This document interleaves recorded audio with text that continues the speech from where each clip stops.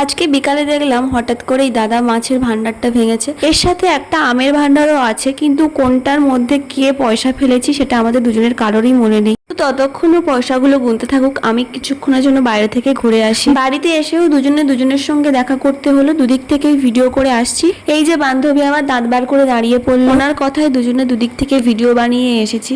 ছুটির দিনেও আমাদের দুজনকে বের হতে হয়েছে শুধুমাত্র এই যে আমার এই লাঞ্চ বক্সটার জন্য। আসলে মেসে আমি লাঞ্চ বক্সটা ফেলে এসেছিলাম, আর আমার বাড়ি আসার পরের দিন যেহেতু ও বাড়িতে এসেছিল তাই লাঞ্চ বক্সটাও নিয়ে এসেছি, তো সেই জন্য ভিডিওটা করা হলো। আর তার সাথে ছিল একটু দাঁত বের করা আর একটু সেলফি। আমার বান্ধবী আবার বাড়ি যাওয়ার সময় ও ভিডিও বানিয়ে আমাকে পাঠিয়েছে। খাল পার হয়ে বাড়ি ফিরেছে আর আমি নদী পার হয়ে। আবদার করেছে ব্লগটা রেডি করে আমি যেন ওকে পাঠাই। যেহেতু ভিডিওটা ভান্ডার দিয়ে শুরু হয়েছিল, একটু কমেন্ট করো তো ওই ছোটবেলাতে 2-3 পয়সা ভান্ডার থেকে বের করতে কিনা কোনো দোকানে খাবার খাওয়া হোক বা বরফ কেনার জন্য। আমার মনে হয় ছোটবেলায় আমরা অনেকেই এরকম ভাবে পয়সা বের করেছি ভান্ডার থেকে।